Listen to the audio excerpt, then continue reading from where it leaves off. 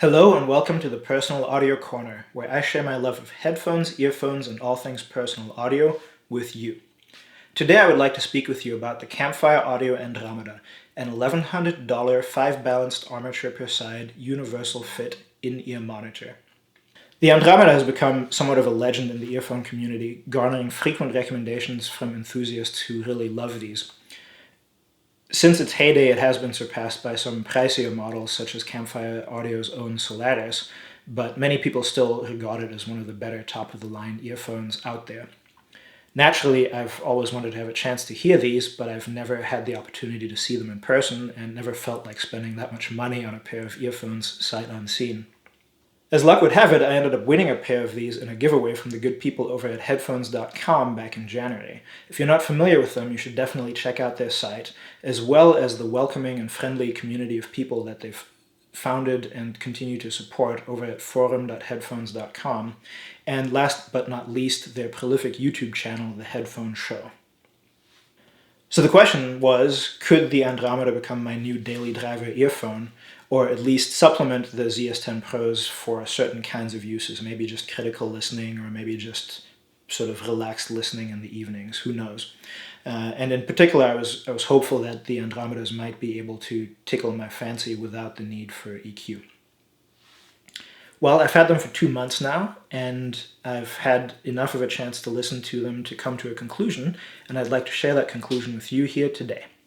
First, a little bit about myself and how I listen. I'm a 40-something-year-old male with the typical high-frequency hearing loss that accompanies the aging process, so I'm not going to hear as much of the high frequencies as some of you younger listeners out there.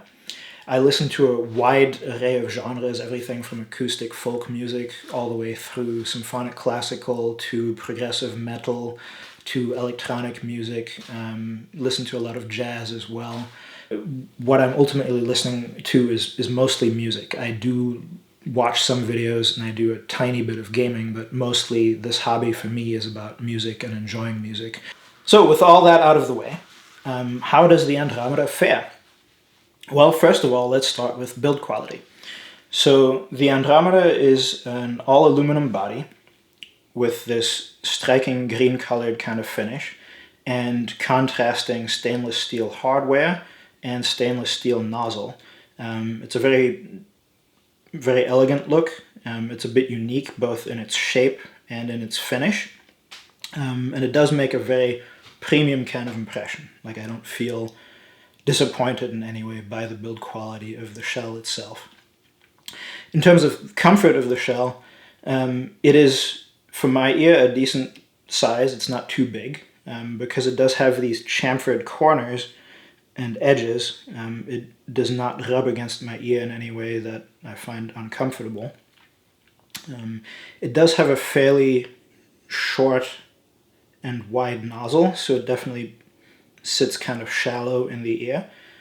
For optimum comfort, I find that using large tips relative to what you might be used to is important, because that gives a decent seal for sound quality and also helps hold the IEM securely in place. And with the right tips, I find it quite comfortable and quite secure. I can walk around with it and don't have to worry about it popping out and falling off or anything like that. So overall, comfort-wise, I don't have any complaints.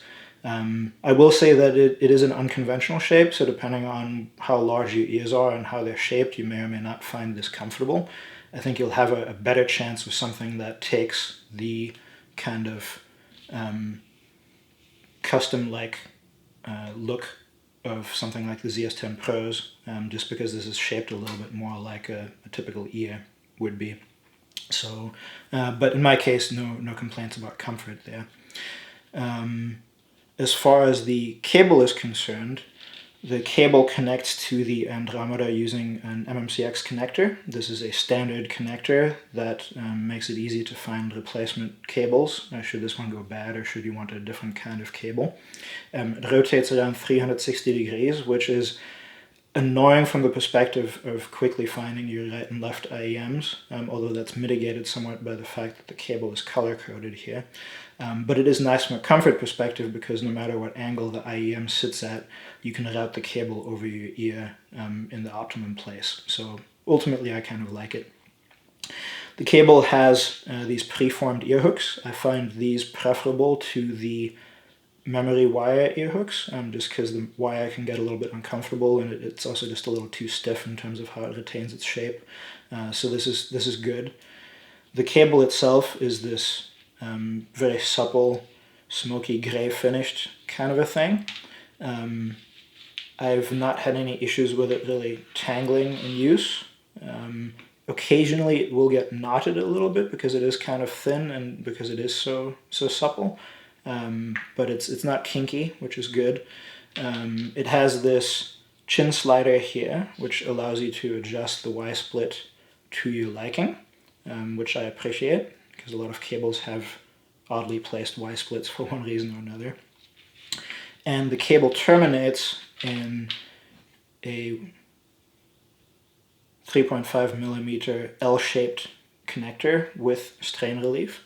Now I really like this L shape because it places less stress on your phone or DAP when it sits in the socket than the straight out versions do, because when you put that in your pocket it's a lot easier for it to put torque on that jack, whereas the L-shaped one just doesn't have as big of a lever arm, so generally is gentler on your headphone jack. So really no complaints there about the cable. Also, I should note it's not microphonic in any way that I've noticed, so in use it is quite effective and quite comfortable.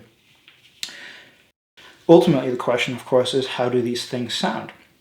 Well, it's difficult to give a straightforward answer on that for the Andromeda because it is quite reactive to the source impedance of whatever source you're listening with, and it's also quite responsive to different tips. So before I give you my impressions, I need to tell you what the conditions are under which I'm giving those impressions. So when you listen to the Andromeda out of a really low impedance source, something close to 0 ohms, you'll find, at least I found, that it sounds quite muddy. The bass is not just full, but really bloated sounding. And the highs are actually quite elevated as well. So you get almost a V-shaped kind of a signature with overly elevated bass and overly elevated highs. And I don't find it particularly enjoyable. As you move up in output impedance, my favorite is around 2 ohms. It strikes sort of the best balance between bringing down the bass some as well as bringing down the treble and bringing up the mids, without losing so much bass that it becomes shrill, which once you get past about, I would say, 4 ohms or so in your source impedance, to me anyway, it just sounds too bright and too shrill. So I'm going to be listening with a 2 ohm output impedance. And of course, to achieve that was a bit of a challenge because the source that I'm using is going to be an LG V20, which has a 1 ohm output impedance. And to get to the 2 ohms, what I needed to do was actually build my own little inline resistance adapter, which basically just has 2 1 ohm resistors, one for each channel, that it inserts in line with the signal path to bring the overall output impedance that the Andromeda sees to 2 ohms. Now, a lot of people like to use the Andromeda with the iFi IE match, which has a mode that allows you to get essentially a 2.5 ohm output impedance, which comes close to my preferred impedance. So if you were to use the Andromeda and you didn't want to tinker around with making your own accessories, that might be a good starting point. Although personally I prefer 2 ohm over 2.5 ohm, so I just went with my own little adapter. So the Andromeda is also quite sensitive to what tips you use. As I mentioned, the barrel is actually quite wide, and a lot of the standard sort of earphone tips that you use are going to actually have an inside diameter that is less wide than the barrel. And so you're actually going to be restricting the path of the airflow with your tips. And one of the questions is just how much you want to restrict that airflow. Basically, one of the impacts of going with narrower inside diameter tips is that you're going to reduce the treble more and more. So basically, wider bore tips are going to give you a brighter treble, and narrower bore tips are going to give you a lowered treble and relatively elevated bass. In terms of tips that are included with the Andromeda, they include Campfire's own silicone ear tips, which are kind of a soft silicone, and they're quite wide bore. So if I put this on the Andromeda, you'll see that there's actually very little restriction of the Andromeda's bore. So not surprisingly, these are going to sound somewhat bright. Because of the soft silicone, they do seal pretty well, so there's not too much loss of bass, thankfully, but they are definitely a little bit on the bright end of things. The Andromeda also ship with Campfire's own foam ear tips. These are fairly soft and fairly quickly rebounding foam, so they're fairly easy to insert compared to some other foam tips. I still don't love the experience of taking foam in and out, but they work. As you can see, the restriction of the barrel is a little bit more significant, but these actually have a fairly balanced sound. Because they're foam, they don't, for me anyway, they don't seal as well as the silicone, and so I don't end up with quite the same level of bass that I do with the silicone tips. But the treble is also somewhat reduced because of the bore, but still a little bit on the brighter side of things. And then lastly, the Andromeda ships with these Final Audio E silicone tips. They used to ship with SpinFit tips, but I think they've since replaced those with these Final Audio tips. And basically these are kind of a good option if you are a bit of a bass head or if you're treble sensitive. They're going to restrict the bore quite a bit. They seal quite well, and they're a little bit stiffer silicone than the other tips. So you get a good seal and a fairly narrow bore. So these are going to sound quite a bit more bassy than most other tips. I've also tried SpinFit CP100 tips. I've tried Acoustune tips, which are similar to the SpinFits, but they don't have the whole rotating mechanism on them, and they have a slightly wider bore. But ultimately what I actually settle on is these Symbio W tips, which are quite popular amongst Andromeda users. They are hybrid silicone and foam. They end up sealing quite well for me, but they still have a fairly wide bore. So I get that sort of nice treble sparkle that the Andromedas are capable of delivering, but I still get really solid bass. And as long as I don't insert these too deep, I find them quite comfortable. If I insert them too deep, I find that actually this edge where the silicone and the foam meet can sometimes rub against my ear canal in unpleasant ways. But overall comfort is not bad with these, and the sound is really the best of all the ear tips that I've been able to find. So long story short, my sound impressions are all going to be based on a 2 ohm output impedance and using Symbio W tips. In my case, the large variant, because that fits my particular ears the best. Okay, so how does it sound?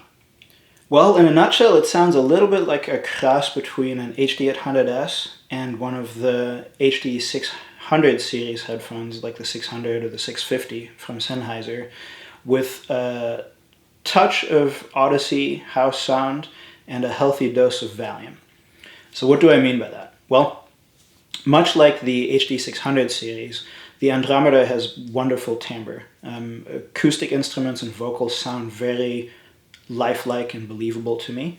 They're not quite as excellent as they are on the Sennheisers, but especially for an earphone, I find the timbre here to be quite good. On the high end of things, much like the HD800S, the Andromeda does have an elevated treble, but despite being elevated, it manages to avoid being sibilant, and the treble within itself is actually quite well balanced and quite nicely done, so that it sounds quite realistic and lifelike. Again, it's just elevated. So when you're listening to things like cymbals, hi-hats, any sort of orchestral string kind of stuff that relies on some of what's going on in those higher frequencies, you'll find that it sounds quite correct and quite natural, but it does come forward in the mix more than it was actually mixed. At low volumes especially, I find this to be quite a pleasing effect, and it doesn't feel overdone. I used to have a pair of DT1990 Pros which did a similar thing, but they went even further, and there it could actually become distracting because you'd be listening to something and like a small jazz ensemble or something, and that cymbal is just like right there, and like you can't even listen to what the trumpet is doing or what the piano is doing because that cymbal just keeps like jumping out at you. And yeah, it sounds fantastic, but that's not like the only thing that's going on in the music, right? So with the Andromeda, it's not that extreme, right? It doesn't like blast the cymbal at you to the point where you can't pay attention to anything else. But it does make it stand out a bit, and it sounds very nice. In the upper mids, there is definitely a recession. This is kind of like the HD800S in the sense that it is also somewhat recessed there, and it's kind of a broad recession, but it's deeper than in the HD800S. And almost, I would say, as extreme as what I remember hearing from the Odyssey LCD 2C, with the difference being that in the Odyssey, the dip was deeper but not as wide, whereas in the Andromeda it's just like a generally wider region that's a little bit depressed. The effect of this is that it actually makes the Andromeda very easygoing and laid back. So I've yet to hear anything with it where the recording sounds harsh to me. Even if it's a recording that I know to be a harsh recording, it just sounds kind of chill and easy to listen to, which can be a very pleasant quality if you're just kind of looking to chill out or if you're not looking to focus on the music so much. But where it falls down is that it sort of ends up robbing music of some of its dynamism, because a lot of the sort of interesting dynamic stuff that happens, whether you're talking about the attack of stringed instruments, or you're talking about distortion of electric guitar, or you're talking about the human voice when it really starts to sing loud and strain, maybe even scream, as the voice gets into louder and louder modes, you find that there's a shift in the harmonics to higher and higher frequencies. And what ends up happening with both the human voice as well as electric guitar is that elevated energy ends up falling into that hole in the frequency response, so that if you're listening to, for example, a rock piece, and you get to the bridge where the vocalist is now singing louder, or you get to a guitar solo where they turn up the distortion and they're really kind of, wanting the guitar to jump out at you, it just kind of sounds the same as it does in the quieter sections of the song. It basically loses that dynamic almost completely, which again, if you're just looking to chill out to music, might be fine. But if you're really wanting to get into that recording, for me, it's a real turnoff, because it makes it difficult for me to engage emotionally. And that lack of dynamics kind of extends to the sub-bass region as well. So, if you look at a frequency response graph of the Andromeda, you'll find that it actually has perfectly linear bass and sub-bass. There's very little, if any, sub-bass roll-off. But unfortunately, as Harman's research has found, and as I've found through personal experience, as you move from speakers to headphones, you need additional sub-bass to make up for the lack of tactile sensation that you get on your chest from that bass air pressure. And as you move from over-ear headphones to in-ear monitors, you need even more of that, because you, with over-ear headphones, at least get some tactile sensation, sometimes on the outside of your ears and even on the outside of your face, depending on how big the cups are. So like with my old Odyssey LCD 2C, even though it had a very flat, non-elevated bass response, when the music called for it, I could definitely feel some visceral kind of stuff going on down there.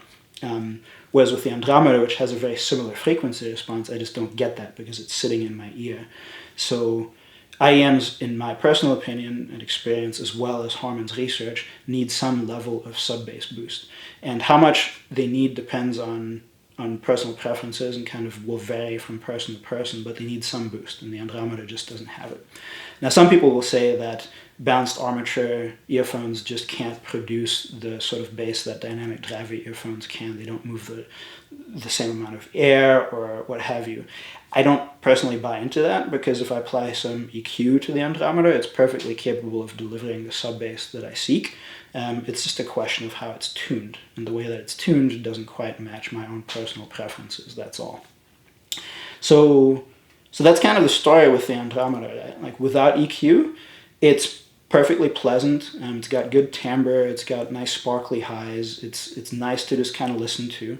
But if you really want to get into the music, if you want to really do focused kind of listening, there's that little bit of dynamics that's missing, and also balance that's missing, because of the dip in the upper mids, and to a lesser extent because of the missing sub-bass elevation. That kind of makes the experience unengaging, is the word that I would use. So with EQ, I can correct that, but guess what? With EQ, the ZS10 Pro can do quite well too. I think the one area where the Andromeda really stands apart from the ZS-10 Pro, actually really two areas. One would be timbre. No matter how much I EQ the KZs, I can't get the timbre to be quite as good as on the Andromeda. And secondly is the treble. And I've found that with both earphones and headphones, treble is one of the most difficult things to get right. And for whatever reason, some of the top-of-the-line offerings that I've heard, like the Andromeda, like the Sennheiser HD800S, they do treble really well. And no matter how much I EQ cheaper equipment to try to get the tonal balance right, EQing the treble really well is quite difficult, and I can't quite get it there. So the Andromeda is worth it to me both for its timbre and treble, considering that I can take care of the dynamic issues by just filling in the upper mids and adding a sub-bass shelf. And I'll show you the EQ settings down below. Okay, so to give you a concrete impression of how these things sound, I'm going to invite you to listen to snippets from a couple of songs with me. The first song is a song called Closed Eyes, which is an Americana folk rock kind of number with acoustic as well as amplified instrumentation and male as well as female vocals. We'll start listening to this without EQ in 3, 2, 1.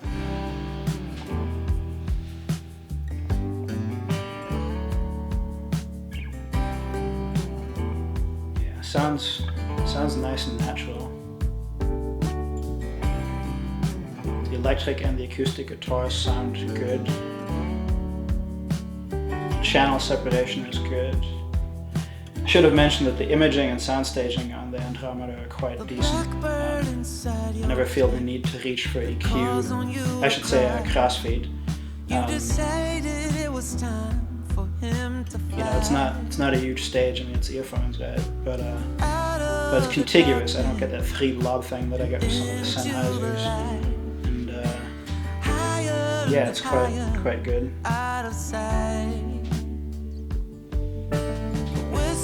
Inside your heart tells you let go.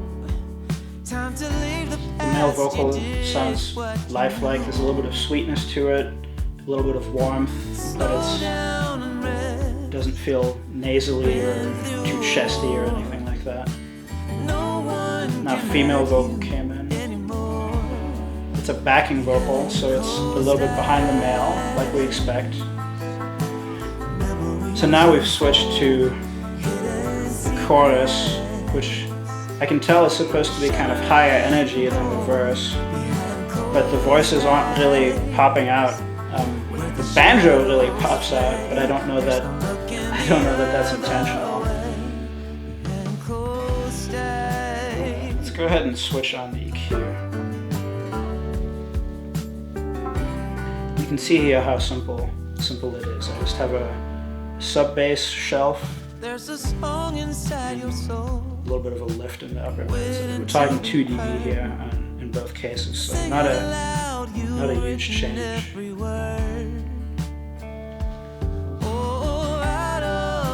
But with the EQ, we can tell the kick drum has a little bit more weight to it, a little bit more punch. The female vocal isn't quite as recessed anymore.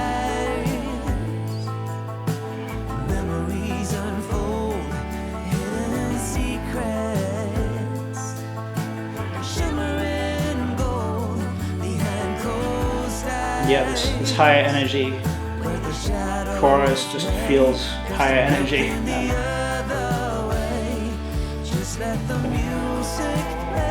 Now we've got a guitar solo. You can hear the reverb nicely. I get the reverb with and without EQ, but the electric guitar just sounded more electric with EQ. And that's just kind of how it is. The EQ isn't extreme, it doesn't change timbre a whole lot, but it adds a little bit of those missing dynamics that I was talking about. Now to really focus on dynamics, we're going to listen to a little heavy metal number called Broken Delusion. And again, we'll start listening to that without EQ and then see what EQ does for us. We'll start in 3, 2, 1.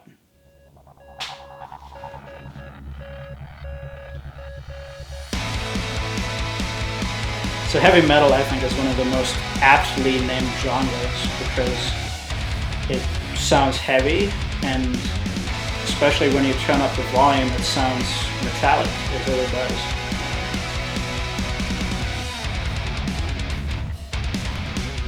So I'm listening to this. There's distorted guitars.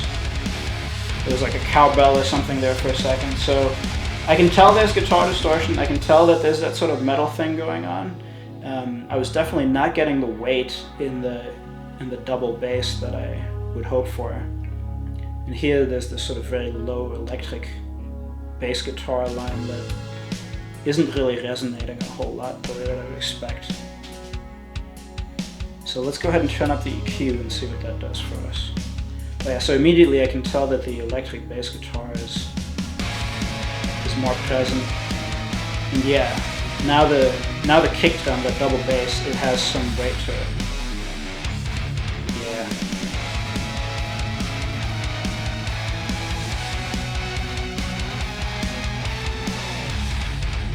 It does sound a little bit harsher. It's just not quite as smooth as it is with the non-EQ'd Andromeda, but you know what? This is heavy metal. It's not supposed to sound smooth, right? Yeah. So again, I definitely prefer it with EQ here. I mean, it's listenable without it, but it doesn't sound like heavy metal, really.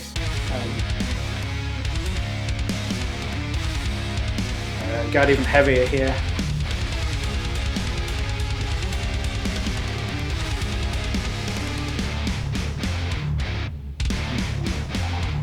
Yeah, I'd say that's enough. So we know how the thing's built, we know how it feels, we know how it sounds. Am I keeping it? For now, yes.